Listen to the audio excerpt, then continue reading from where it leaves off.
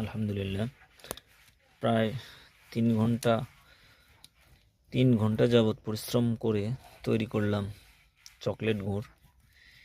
আপনার বাড়িতে যদি ছোট বাচ্চা থেকে থাকে, চকলেট গুড় তাদের অত্যন্ত প্রিয় হতে পারে।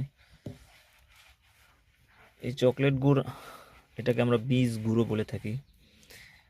এই চকলেট গুড় অত্যন্ত সুস্বাদু। এই শীতের সকালে গরম গরম পরোটা আর এই চকলেট গুড় এত মজা, না খেলে আপনি বুঝতেই পারবেন না। খুবই সুস্বাদু এই গুড়টা, খুব অল্প পরিমাণে তৈরি করা যায়। 3 ঘন্টা 3.5 ঘন্টা পরিশ্রম করার পর মোটে 1 কেজি গুঁড়ো সম্ভবত হবে না, 500 গ্রাম গুড় তৈরি করলাম।